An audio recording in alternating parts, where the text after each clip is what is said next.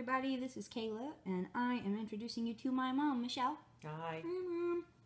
So, Mom, I guess what I want to start off with is tell me about the differences between growing up as a woman and then raising a daughter. Like, what were your gender socialization differences? How do you, when you grew up, how did Grammy socialize you versus your changes in how you chose to socialize me? I don't... Or do you feel that there was much of a difference? There doesn't have to have been one.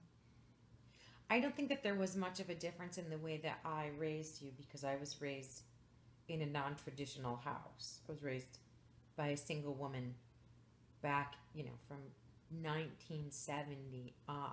So I was raised in a single parent household. I was a latchkey kid before that even had a name. And I had a mother who was both mother and father, which means that I grew up with a female presence that was doing things that were within the family were traditionally male things.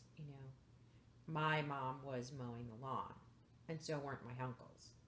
And as a kid growing up seeing that, I didn't realize that the rest of the family that my mother came from was very traditional. The men did the outside work and the women did the inside work. Your grandmother did everything. And so going forward, then as I grew up and had you, then I did everything. You saw me do everything. So as a mother, I can say that I was more conscious of things with you. I don't think I ever said you shouldn't do something because you were a girl. I think I told you that you shouldn't do things because they weren't kind.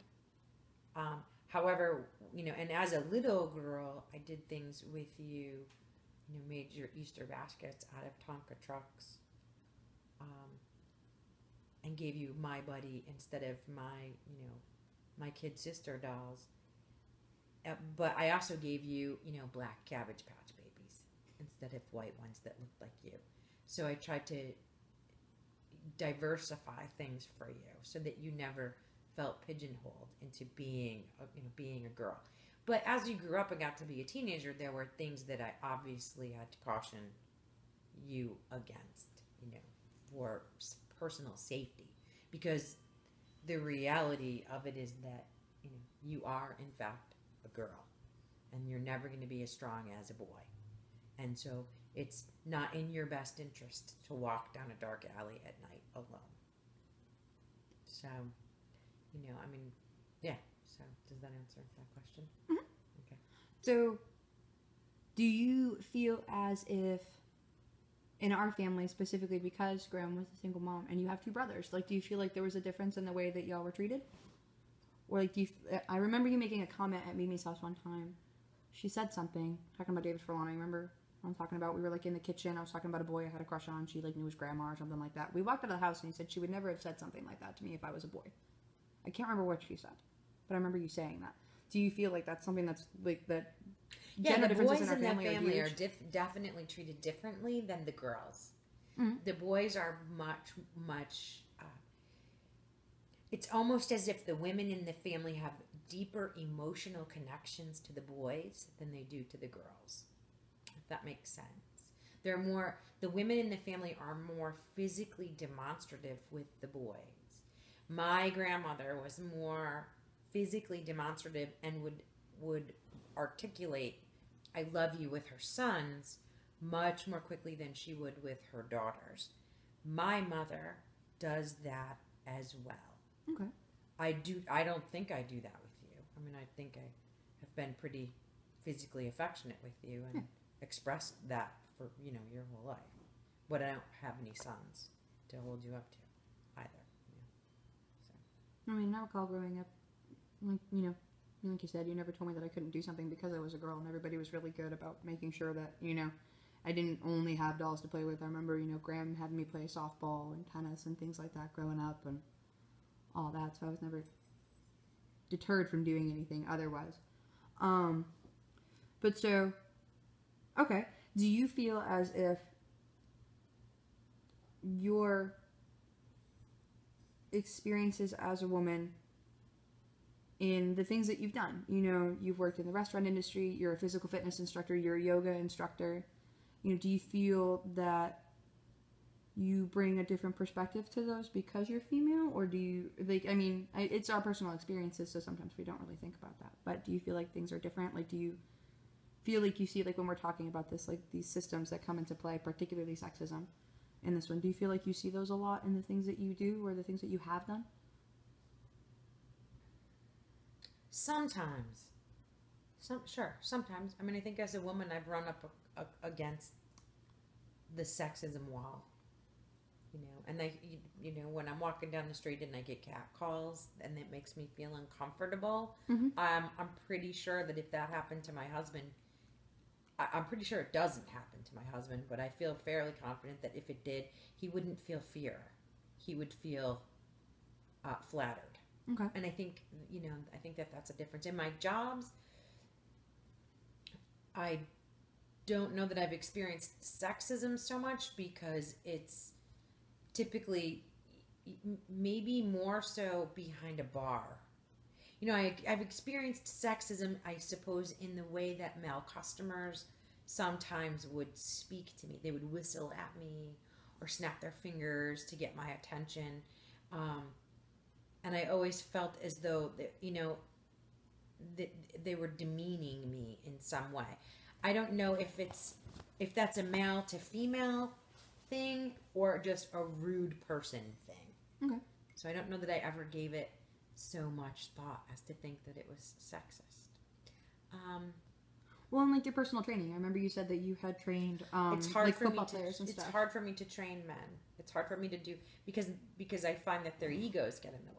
Mm-hmm. I think that they think that I definitely have experience there. I think that they think that they see a tiny woman walk in, and even though she's in good shape, really doubt whether or not I have the skill set to be able to train them. They look at me at 5'4" and they are 6'4", and they think, what are you going to do for me that I can't do for myself? So yeah, they do definitely look at me sometimes like I don't have the knowledge base to work from. And so, what personal steps do you think we could make to composing my question while I'm speaking? I'm sorry. Or like, what personal steps do you think you've made to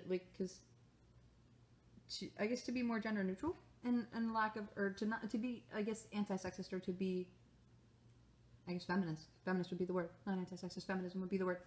Like, what do you, like, you notice differences from having been a single woman for such a long time and now being married? This is new to me, by the way, obviously, that you're with somebody. But, do you notice any differences, like, in public, or the way that, like, you approach certain settings? Like, traditionally, we always hear, women should bring men to car dealerships and, private contracting, like painting companies and things like that. Like, do you think people perceive you differently if you approach them with Joel versus without you? Oh, yeah, for sure. For sure. And I am happy to hand over, buying a vehicle to my husband. Do it. Go haggle with the guy, because that's a big headache, especially as a woman. That's buying a vehicle, taking the car to the shop for a repair, anything that, I guess anything that would traditionally be handled by the man is always more difficult when it's handled by the woman, because, it's that, well, little darling, let me tell you, and you get this big, long explanation about car things that you don't know anything about, and your eyes are rolling back in your head, and it's $950 later. So, yeah, it's much easier to let him handle those things. I don't even take him with me. I don't even go anymore. I let him deal with it. Okay. So, in much the same way he lets me go to the grocery store. Because I can handle that, and I know it better than he does. So, but yeah, and I guess, partially it's sexism, partially it's just because, there are things, that's what makes a marriage. You're a team. So there's stuff that I know that he doesn't, and stuff that he knows that I don't, and that's how that rolls. Okay. I do find it's a little bit safer. For instance, I'll have him call the landscaper. Even though he's not going to be here when the landscaper comes to do the yard, I'll let him call the landscaper so the landscaper knows that there's a man that lives in this house. Because as a single woman, it can be scary to have those, household repairs, things, things like that come up. The exterminator comes to the house, and the exterminator is a guy, and you're a single woman living by yourself with a little kid. That can be scary. Like, you don't want people to know. I guess that is something, there's an element of caution and fear involved in being a woman on your own. Okay. Because you have to, it's self-preservation. You don't want you don't know who your exterminator is. Yeah, he's your exterminator, but he could be a psychotic lunatic and you have no idea. So you sort of have to approach strangers and strange men all with an air of caution. Okay. And so I guess another important aspect about sexism is how do you feel like sexism affects men? Like, do you feel and not necessarily in the sense of both privilege and oppression, those are flip sides of the same coin, right? Sure. So how do you feel Joel, as a middle class white man, how do you feel like that those things color his perspective potentially in the way that he relates to you or other people? Or I think it's a very rare man that is sensitive to the plight of women, if you will, for lack. There are things perfect. Joel's pretty sensitive and thoughtful and kind. However, it never occurred to him that I would be uncomfortable having the landscaper here, because those are things that as a man he doesn't ever have to think about. He never has to be concerned with being alone in the house when the exterminator shows up, or when the AC guy shows up to work on the AC unit and has to be let in and led up into the attic. It doesn't even occur to him to feel fear or to feel uneasy. So for him to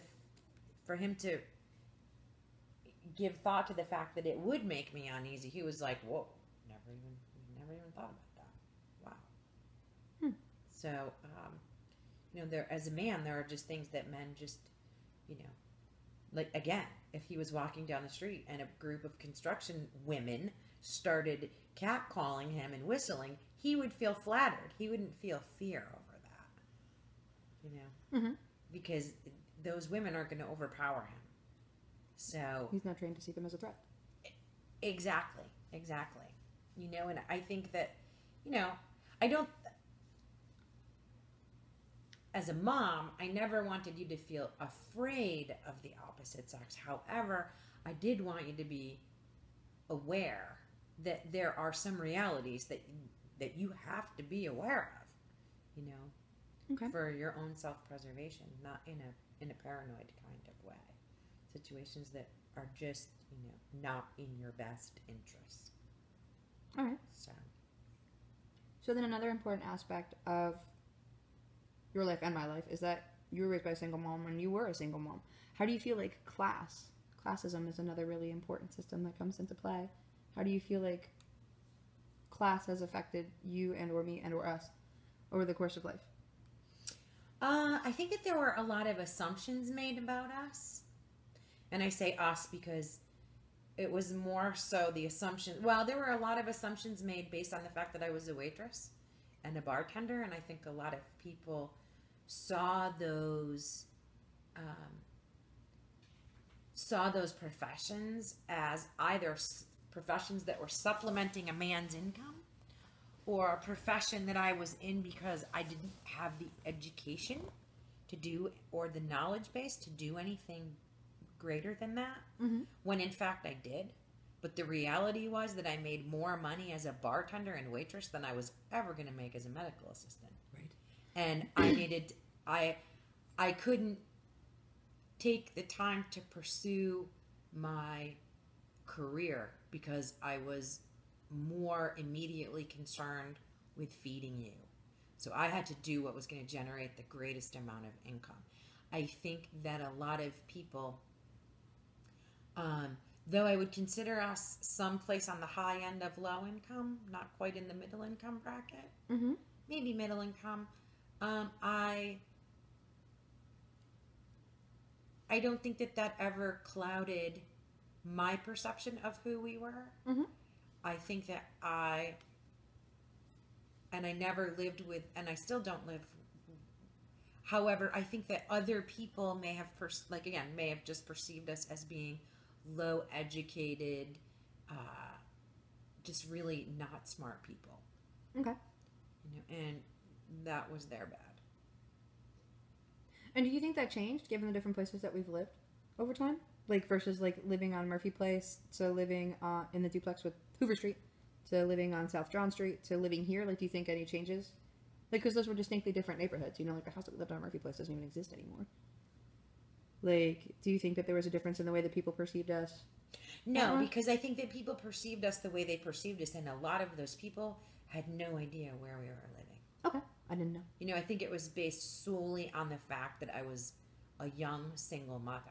Okay. So it's not very often that it's not very often that you find, you know, a 19-year-old woman with a baby that's already got, you know, it's already a medical assistant. I happened to go to school early, graduate early, you know, graduated high school. I turned 17 in April and graduated in May. Okay. So I was really young when I graduated from high school, and went on and got more education and then had you. So 19 is young to be a mom.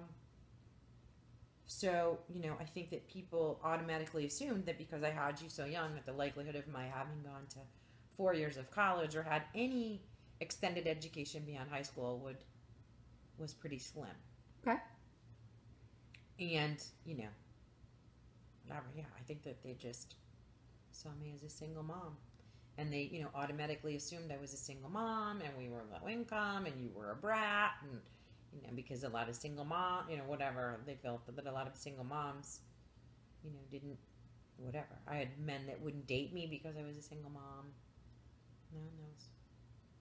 So I guess there's some sexism there. Did you notice any difference? I mean, now granted, I was much older down here than up there, but did you notice any difference in the way that these sorts of systems played out in the Northeast versus the South? Do you think that sexism or classism or any of these systems play out differently in either area? No, I don't know that they play out any differently. No. What I have noticed, I've had friends that are men that are single fathers. And even my husband was a single father for a couple of years. What I've noticed is that society seems to look at single fathers much differently than it looks at single mothers. You know, my friend... Sexism hurts men. What's that? It's one of the ways that sexism hurts men, too. You know, the neighbors would make Joel casseroles to help him out, to take care of his kids regularly. Mm-hmm. The babysitter would stay late or take his children home with her if he was late coming home from work. No one cooked meals for me to help have dinner for you. Mm-hmm. If I was late picking you up at the babysitter, trust and believe not only was the babysitter not bringing you home, she was waiting at the daycare center for me to come and get you and expecting to be paid extra money for that. Mm-hmm.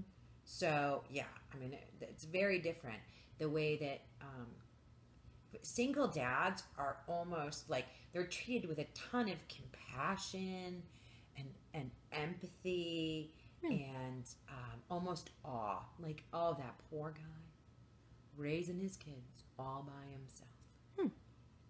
I hear it all the time. Whereas single moms, it's like, well, of course, yeah, of course she's got the kids. She's the mom. Of course she's got the kids. So it's interesting. Okay. So then I guess the last thing that I think is interesting, just in light of some... Well, I guess, and in that respect, I guess maybe I'm a little sexist too, because I know that when I hear stories about those moms that leave their kids, I think, like, what's wrong with her? How could she leave her children? But I don't ever think that when I think about a dad that's walked out. I just think, oh yeah, of course he did. That's what you know, right? So then I guess the last thing I want to ask you, because I think it's interesting, there's been a lot of really famous, especially young women celebrities, like Jennifer Lawrence from The Hunger Games, and then the chick from Divergent, saying that the world doesn't need feminism. There's this whole wave of like anti-feminists that are protesting feminism, thinking that the only thing that feminism is good for is, you know, a bunch of bull-dyking, man-hating, you know, pink-wearing warriors, even though that isn't really what feminism is. But in the same token, do you feel like the world still needs feminism? Well, here's what I feel kind of torn on that.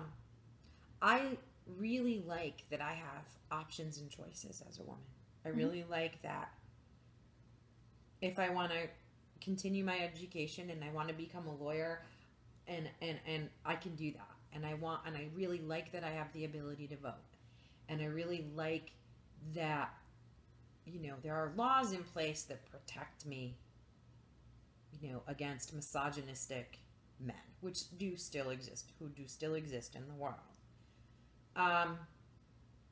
Actually, here, wait a minute before you answer that question. What do you think feminism is? What is feminism to you? Actually, that's a better way to put it. What is feminism to you? What does it mean to you? Well, when I think of feminism, when I think of the word feminism, I wish that I could say what it means to me is gender equality, because I think that was its original intention. However, when I think of feminism now, I think of castrating dykes.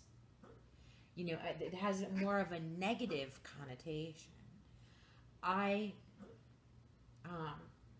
It's a fine gray line to tread between being an educated woman and a castrating dyke. It's true. And I wonder sometimes if we've not, you know, done some harm in a lot of areas, because I want to be able to get a loan, and I want to be able to have a credit card, and I want to have my name on a checking account. I think that that's very important for a sense of independence, and I want to be able to be independent of a man if that is what I choose to do. However, I think that we've created this world where women and men are both off working, and they have kids who are being raised by other people, and they have, you know, they're off working because they can both do that, and they're paying people to handle their responsibilities. You know, they're paying people to clean their homes, to take care of their yards, to raise their children, to, you know, do all of the things that they used to be able to do for themselves because somebody was home and somebody was at work. But we live in a world now where everyone's at work and no one's at home. And I think that in that sense, you know, I think the feminist movement in that sense gave me the ability to do everything that I did traditionally as a mom and a mother, you know, as a mother and a wife, and has now given me the privilege of doing what my husband does too. So I now have all the responsibility I had before, plus I get to work 40 hours a week. Whereas men just worked 40 hours before, and they still just work 40 hours. True. And then if you think about it, sexism comes into play, because if a dad chooses to be a stay-at-home dad, he's usually frowned upon. Like, why are you shirking your responsibilities as a man in the house? Why is your wife carrying... I would never do that. I would never do that. I don't think that you would do that, but I think that that's sort of like that backlash. Is it a backlash? I feel like it's a backlash. I think that, like, when we're talking about gender equality and what the root of feminism is supposed to be, as opposed to, like, what it's sort of been morphed into over time? When we're talking about sexist systems, do you feel as if you have been affected by them over the course of your life? Or do you feel like the way these systems affect you has changed over the course of your life? I've certainly been affected by them. Were it not for, I mean, God bless Gloria Steinem, or I wouldn't be able to vote or work. Okay. However, I do have the ability to work, and I still don't make as much as a man in the same job. So, yes, I am affected by them. I think that women and children are often the last ones to be seen or heard in the justice system. And that can be, as a single mother, I found at times that was infuriating, because it took me forever, to get anything from your deadbeat father. Because even though I had the ability to go down to the courthouse, it was a long, arduous process to finally stand in the courtroom with him and make him pay his child support. And in the meantime, I was working 4 jobs, making half as much as my male counterparts. And, that was time away from you. That was 4 jobs, hours worked that were away from you. So you were suffering, and you were having to be raised by, someone else, because I couldn't be home. Because I had to make the money to pay the rent. So then here's another one. Back to the sexism at work. Yeah, I think that my male food servers made bigger tips than I did. Right. It's infuriating, and they're mean while they do it too. Yeah, they get to be mean. They made bigger tips than I did for the same job performed, because I think that people look at male servers and male bartenders and think that man has a family that he needs to support, so he's deserving of a larger gratuity, whereas I am just supplementing my husband's income, which is a huge assumption to make. I never thought about it that way. Did you notice a difference in the different places that you worked, like versus like the corner biker bar in Pittsfield versus the hotel versus Jimmy V's here? Did you notice that there was any changes in the way that people perceive people? Yes. Yeah, actually, in the biker bar, I was seen as, I was the bartender, and actually those bikers respected me as their bartender and were extremely protective of me. High-end steakhouse in downtown Cary, and I got my fanny grabbed. I mean, there was a joke amongst, I remember my manager saying to me, laughing and asking me if that customer thought that my butt was somehow tied in with Buddha's belly, because he liked to rub it so much in the presence of his wife. I've never Kathy said that? Yeah. Oh, I've wow. never had more men stroke my derriere in my life. Wow. I did at that restaurant. And that was a restaurant that charged $35. Average plate was $35 a plate. Wow. Mm-hmm. Businessmen. Wealthy older businessmen. That's crazy. I never knew that. It was an establishment that had nothing but beautiful female wait staff. There were no men there. Until the very end, there were no men there. And then the only men that were there were busboys and a bartender. The rest of the men that worked there were in the kitchen. And most men don't want to, they don't want all of the stuff that goes along with that.